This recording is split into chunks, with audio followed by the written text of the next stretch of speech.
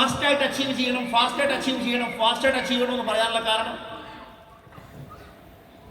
കാരണം നാളെയെ കുറിച്ച് ഒന്നും പ്രൊഡിക്റ്റ് ചെയ്യാൻ പറ്റില്ല. ഞാനൊരു ചെറിയ ഉദാഹരണം പറയാം. നമ്മൾ താജ് ഹോട്ടലിൽ ഒരു ലീഡർഷിപ്പ് പ്രോഗ്രാം നടന്നിരുന്നു. നിങ്ങൾക്ക് പലർക്കും ആ പ്രോഗ്രാമിൽ പങ്കെടുത്ത ആരെങ്കിലുണ്ടോ?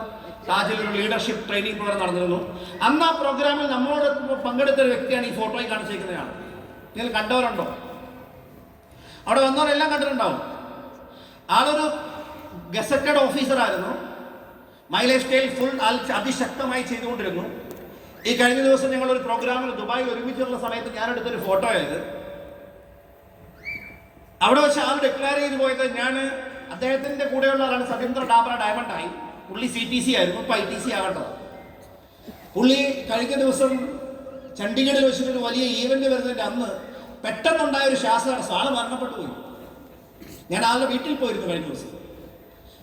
ആൾക്ക് 2 പെൺകുട്ടികളും ഇളയാൾ ഒരു ആൺകുട്ടിയും ഉണ്ട്. വൈഫ് ഹൗസ് വൈഫാണ്. അമ്മ ഇപ്പോഴും ജീവനോടെ ഉണ്ട്.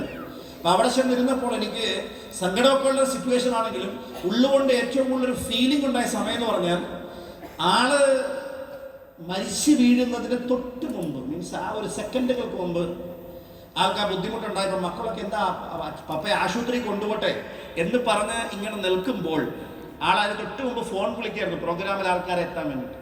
അത് കഴിഞ്ഞ് അവരെല്ലാം ഇങ്ങനെ വിഷമിക്കുന്നുണ്ടപ്പോൾ ആള് ലാസ്റ്റ് പറഞ്ഞ വാക്കാണ് ബി പോസിറ്റീവ്. അത് കഴിഞ്ഞ് ആളുടെ വൈഫ് റുബീന എന്നാണ് മാഡത്തിന്റെ പേര്.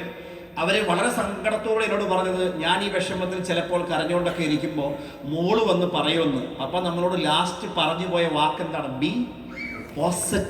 ബി പോസിറ്റീവ് എന്നാണ് പറഞ്ഞത്. അയാൾ പറഞ്ഞത് അവരുടെ അമ്മ പറഞ്ഞു ആ സമയത്ത് കരച്ചിലൊക്കെ അടക്കിയിട്ട് ഇങ്ങനെ ഇരുന്നോണ്ട് ബി പോസിറ്റീവ് എന്ന് പറഞ്ഞ ആൾ അപ്പൊ തന്നെ മരിച്ചു. അത് കഴിഞ്ഞാൽ പുറകേക്ക് വീഴും.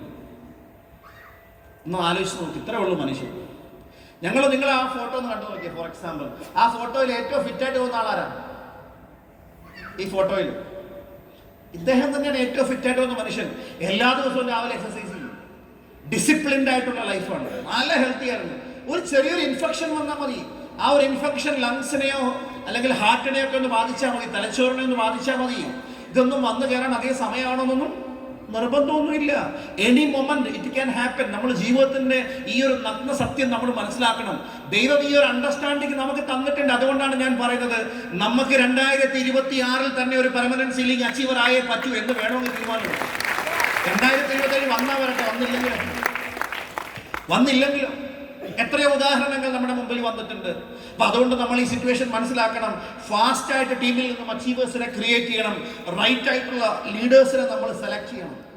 എന്താണ് ഈ ബിസിനസ്സിൽ ഏറ്റവും വലിയ ഇമ്പോർട്ടൻസ് എന്ന് പറഞ്ഞു കഴിഞ്ഞാൽ, നിങ്ങൾ വലിയ ലെവലിലേക്ക് പോകാൻ പോകുന്ന ഒരു ലീഡർ ആണെങ്കിൽ ഞാൻ പറയാം, ഈ ലോകത്ത് എന്തെങ്കിലും ക്രിയേഷൻ നടന്നിട്ടുണ്ടെങ്കിൽ അതിന്റെ പിന്നിൽ ശക്തമായ പർപ്പസുകളുണ്ട്, ഉദ്ദേശങ്ങളുണ്ട്. Correct or not?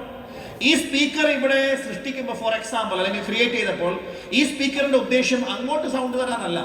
ഈ സ്റ്റേജിൽ നിൽക്കുന്ന ഒരാൾക്ക് സൗണ്ട് കൊടുക്കണം, അല്ലെങ്കിൽ ഇങ്ങോട്ട് കേൾക്കില്ല, അങ്ങോട്ടേ കേൾക്കുള്ളൂ. അങ്ങോട്ടേക്ക് ഒരുപാട് സ്പീക്കർ അങ്ങോട്ട് മുകളിലൊക്കെ ഇരിക്കുന്നതാണ്. ഫ്ലൈങ് സ്പീക്കേഴ്സ് ഒക്കെ ഇവിടെ വെച്ചിട്ടുണ്ട്. ഇത് അങ്ങോട്ടേക്കുള്ളതാണ്, ഇത് ഇങ്ങോട്ടേക്കുള്ളതാണ്. ഓരോന്ന് ക്രിയേറ്റ് ചെയ്യുമ്പോൾ അതിനും അതിൻ്റെതായിട്ടുള്ളൊരു ലക്ഷ്യമുണ്ട്. ഈ മൈക്രോഫോൺ ഉണ്ടാക്കിയപ്പോൾ ഒരു ലക്ഷ്യമുണ്ട്.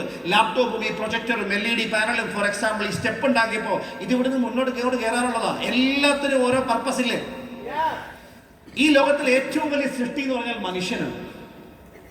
ഈ മനുഷ്യനെ സൃഷ്ടിക്കുമ്പോഴും അതിൽ ഓരോ മനുഷ്യരും വ്യത്യസ്തരാ. ഒരുപോലെയുള്ള ആരെങ്കിലും ഉണ്ടോ? ഈ ഹോളിനകത്ത് ഒരേപോലെ ഇരിക്കുന്ന 2 പേരുണ്ടോ? ഇല്ല. ഈവൻ സയാമീസ് ഇരട്ടകളെ പോലും എടുത്താലും അവരുടെ I retina, for example, I lens വ്യത്യസ്തമാണ്. അവരുടെ വിരലടയാളം വ്യത്യസ്തത. അതാണ് ഈ ബയോമെട്രിക് എടുക്കുമ്പോൾ വിരലടയാളവും കണ്ണിനെ സ്കാൻ ചെയ്യാണ്. ദുബായിലൊക്കെ അതുപോലുള്ള എയർപോർട്ടിലൊക്കെ ചെന്ന് കഴിഞ്ഞാൽ നമ്മളിപ്പോൾ കൊച്ചിയിൽ പോലെ ഇപ്പം വന്നു കഴിഞ്ഞു സ്മാർട്ട് ഗേറ്റ്സ്. ഫോർ എക്സാമ്പിൾ, എവിടെയെങ്കിലും പോയിട്ട് വന്നു കഴിഞ്ഞാൽ നമ്മുടെ ഐ ഒന്ന് നോക്കിയാൽ മതി, ക്യാമറ ഗേറ്റ് തുറന്നു വരും. ആരും സീലടിക്കാനൊന്നും ഇരിക്കില്ല. ഇനി എൻ കേസ് ആർക്കെങ്കിലും അത് ബുദ്ധിമുട്ട്, ഫിംഗർ നമ്മൾ സ്കാൻ ചെയ്യും. ഫിംഗർ സ്കാൻ ചെയ്തിട്ട് ഗേറ്റ് തുറന്നു തരും. ദാറ്റ് മീൻസ് ദൈവം നമ്മളെ സൃഷ്ടിച്ചത് വളരെ വ്യത്യസ്തമായിട്ടാണ്. നമ്മുടെ ശരീരമാണോ പവർഫുൾ, മനസ്സാണോ പവർഫുൾ? ഹലോ, അങ്ങനെ അല്ലാതെ പറയുന്ന ആരും ഉണ്ടാവില്ല. മനസ്സ് 90%, ശരീരം 10%. ശരീരത്തിൽ നമ്മുടേതായിട്ടുള്ള ഭൗതിക കാര്യങ്ങളും മനസ്സിനോടൊപ്പം പരമാത്മാവ് അഥവാ ആത്മാവിനോടൊപ്പം പരമാത്മാവും കൂടെയാണ് നമ്മുടെ കൂടെ ഉള്ളത്. ആ ശക്തിയും കൂടെ, ആ തേജസ് നമ്മുടെ ഉള്ളിലുണ്ട്, ഒരു ഇലക്ട്രിക് ചാർജ് പോലെ. അപ്പൊ ഈ മനസ്സിനെ നമ്മൾ ഏറ്റവും പവർഫുള്ളായി വെക്കണം. അതിൽ നമ്മൾ ഉറച്ച് വിശ്വസിക്കണം. അത് വിശ്വസിച്ചേ പറ്റൂ. അപ്പൊ നമ്മൾ ഈ ഭൂമിയിൽ നമ്മൾ ക്രിയേറ്റ് ചെയ്യപ്പെട്ടിട്ടുണ്ടെങ്കിൽ, നമ്മൾ ഓരോരുത്തരും വ്യത്യസ്തരാണെങ്കിൽ, ഓരോരുത്തരുടെയും ജന്മത്തിന്റെയും ജീവിതത്തിന്റെയും പിന്നിൽ ശക്തമായ ഒരു പർപ്പസ് ഉണ്ടാവേണ്ടത് വലിയ വിജയങ്ങളുടെ ഏറ്റവും പ്രധാനപ്പെട്ടതാണ്. പല ആൾക്കാരും പൈസ ഉണ്ടാക്കാൻ വേണ്ടി ഈ ബിസിനസ്സിൽ വന്നവരുണ്ടാകാം. ഒരു സമയം വരെ പൈസ നമ്മളെ മോട്ടിവേറ്റ് ചെയ്യും. ഒരു സമയം കഴിഞ്ഞാൽ പിന്നെ പൈസയ്ക്ക് നമ്മളെ മോട്ടിവേറ്റ് ചെയ്യാൻ പറ്റില്ല. അപ്പോൾ ശക്തമായ പർപ്പസ് ഉള്ളവർക്ക് മാത്രമേ ഒരു ലെവൽ കടന്ന് അടുത്ത ലെവലിലേക്ക് പോകാൻ പറ്റുള്ളൂ. എൻ്റെ ചോദ്യം, നിങ്ങളുടെ പർപ്പസിൽ ഫയർഡ് അപ്പ് ആണോ, എക്സൈറ്റഡ് ആണോ എന്നുള്ളതാണ്. അതുകൊണ്ട് ഒരു പർപ്പസ് സ്റ്റേറ്റ്മെന്റ് എഴുതി ഉണ്ടാക്കണം. ഇത് ഒരു ദിവസത്തെ ടോപ്പിക്കാണ്, ഞാൻ കൂടുതലൊന്നും പറഞ്ഞു പോകുന്നില്ല. എന്താണ് എൻ്റെ ജീവിത ഉദ്ദേശം എന്നുള്ളത് ഒരു സിമ്പിൾ ആയിട്ടുള്ള ഒരു സെന്റൻസിലേക്ക് എഴുതി വെക്കാനും അതിൽ നിന്ന് ശക്തി ആർജിച്ചെടുക്കാനും പറ്റണം. ഞാനൊരു ട്രെയിനിങ് പ്രോഗ്രാം ഇതിനു വേണ്ടി അറ്റൻഡ് ചെയ്തിട്ടുണ്ട്, ഇതിനെക്കുറിച്ച് കൂടുതൽ വായിച്ചിട്ടുണ്ട്. ആ സമയത്ത് ഞാൻ എഴുതിയ ഒരു സ്റ്റേറ്റ്മെന്റ്, ഒരു വർഷം കൊണ്ടാണ് ഇത് എഴുതിയത്, empower people four A powerful and successful life style. ഇതാണ് എൻ്റെ ജീവിതത്തിലെ പർപ്പസ് ആയിട്ട് ഞാൻ ഐഡന്റിഫൈ ചെയ്തത്. പക്ഷേ ഇതിനകത്ത് ഓരോ വാക്കിനും ഒരുപാട് അർത്ഥങ്ങളുണ്ട്. എംപവർ എന്ന് പറഞ്ഞാൽ അത് വലിയ അർത്ഥങ്ങളുണ്ട്. സക്സസ്ഫുൾ ആൻഡ് പവർഫുൾ എന്ന വാക്കിനർത്ഥം അത് അങ്ങനത്തെ ഒരു ലൈഫ് സ്റ്റൈൽ. എന്താണ് സക്സസ്ഫുൾ ലൈഫ് സ്റ്റൈൽ? നമ്മൾ ആഗ്രഹിക്കുന്ന രീതിയിൽ കോംപ്രമൈസ് ഇല്ലാതെ എത്തിയാലേ സക്സസ് എന്ന് പറയാൻ പറ്റുള്ളൂ.